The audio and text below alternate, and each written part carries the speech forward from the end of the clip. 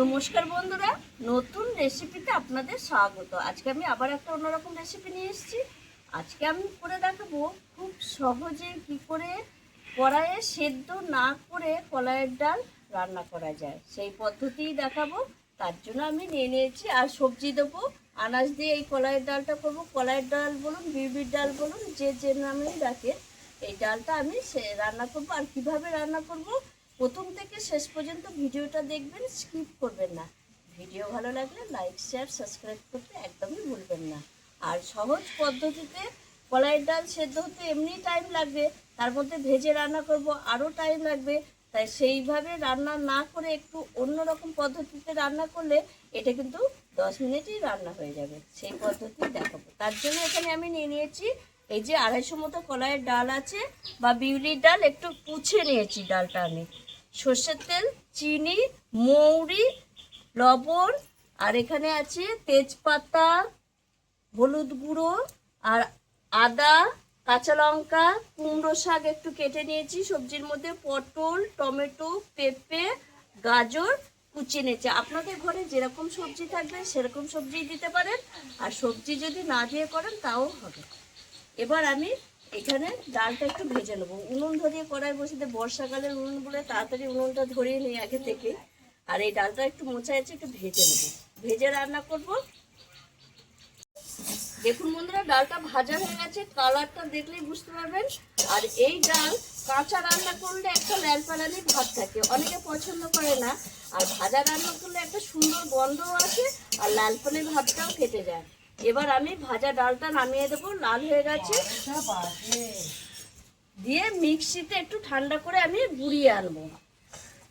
আগে তরকারি বসে। এই দেখুন বন্ধুরা, আমি মিক্সিতে একদম ডালটা মিহি করে পেস্ট করে নিয়ে এসেছি, একদম গুঁড়িয়ে এনেছি। আপনারা ইচ্ছা করলে শিলনোড়াতেও গুঁড়োতে পারেন, তবে মিক্সিতে করলে তাড়াতাড়ি হয়ে যায়।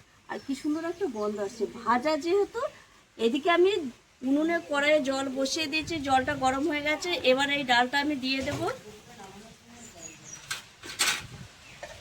দিয়ে এরকম নাড়তে থাকবো। দেখুন বন্ধুরা, কত তাড়াতাড়ি এই ডালটা হয়ে যায়, বিউলির ডালটা। এই দেখুন, নাড়তে থাকবো, এই দেখুন গলে যাবে। এই দেখুন বন্ধুরা, ডালটা মিশে গেছে জলের সঙ্গে। এইবার আমি দুটো কাঁচা লঙ্কা একটু ভেঙে দিয়ে দেবো, স্বাদ মতো লবণ,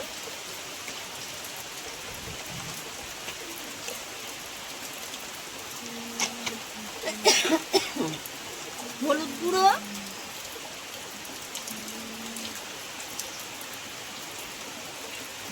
হলুদ গুঁড়োটা একটু মিশিয়ে দেবো। এইবার দিয়ে দেবো আমি, দেখুন বন্ধুরা, বাইরে প্রচুর বৃষ্টি হচ্ছে।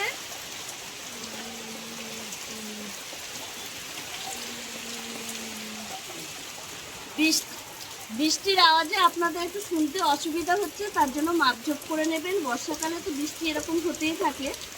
এবার যেটা দিয়ে দেবো, আমি এখানে দিয়ে দেবো সবজিগুলো। এখানে কুমড়ো শাক দেব, পটল কাটা, গাজর, টমেটো, পেঁপে সব একসঙ্গে দিয়ে দেবো। আর এই সবজিগুলো সেদ্ধ হতে হতে আমি এদিকে আদা, কাঁচা লঙ্কা আর মৌরিটা একটু বেটে নিই। জলে সব ভিজে গেছে। এই দেখুন বন্ধুরা, আদা, মৌরি, কাঁচা লঙ্কা বেটে নিয়ে এসেছি। আর এদিকে আবার ডালটাও, সবজিগুলো সেদ্ধ হয়ে গেছে। এবার আমি নামিয়ে নেব। এত জল হয়েছে, সব ভিজে গেছে।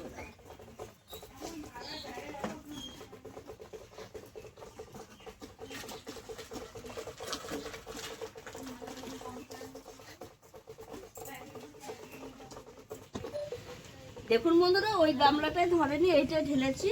এবার আমি ফোড়ন দিয়ে দেবো। ফোড়নে দিয়ে দেবো সর্ষের তেল, তেজপাতা, পাঁচফোড়ন, আর যেটা দেবো প্রথমে একটু হলুদ দিয়ে দেবো আর লবণ দেবো, তাহলে এই আদাটা দিয়ে ছেটকাবে না। হলুদ দিয়ে দেবো তেলের মধ্যে, আর একটু লবণ দিয়ে দেবো, তাহলে আদাটা দিলেই ছিটকে যাবে। এইবার আমি এই যে বেটে রেখেছি আদা, মৌরি আর কাঁচা লঙ্কা একসঙ্গে দিয়ে দেব। দিয়ে একটু ভেজে নেব।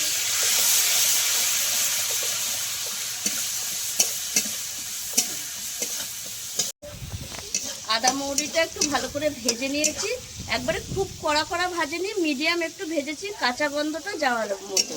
কাঁচা গন্ধ যাওয়া হয়ে গেছে, এবার আমি ডালটা ঢেলে দিয়ে দেবো।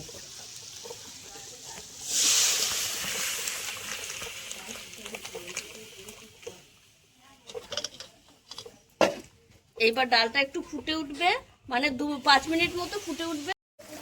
দেখুন বন্ধুরা, 5 মিনিট ডালটা দিয়ে ফুটেছে আর কতটা কমে গেছে দেখুন।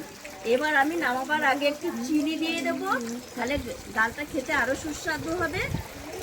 চিনি দিয়ে আমি 1 মিনিট মতো এরকম একটু ফুটিয়ে নেব। আর বন্ধুরা দেখুন, যারা এই ডাল রান্না মানে সেদ্ধ হওয়ার দেরি হয় রান্না করতে, তার জন্য যারা খেতে চান না, বা ল্যাল পানের জন্য যারা খেতে চান না, আমি যেভাবে রেসিপিটা করেছি এইভাবে একবার করে খেয়ে দেখুন, 10 মিনিটে ডাল হয়ে যাবে। আর ল্যাল পালে নিয়েও হবে না, আর খেতে খুব সুস্বাদু হবে। এই ডালটা তো এমনিও শরীরের পক্ষে খুব উপকার। এবার আমি নামিয়ে দেবো। কত সুন্দর হয়েছে দেখুন বন্ধুরা এই ডালটা। আমি যে পদ্ধতিতে ডালটা রান্না করেছি, আপনারা একবার হলেও এই পদ্ধতিতে এই ডালটা রান্না করে খেয়ে দেখুন, অসাধারণ লাগে। আর আমার এই রেসিপিটা যদি আপনাদের ভালো লেগে থাকে তাহলে লাইক করবেন, শেয়ার করবেন, সাবস্ক্রাইব করবেন। আবার দেখা হবে আগামী ভিডিও।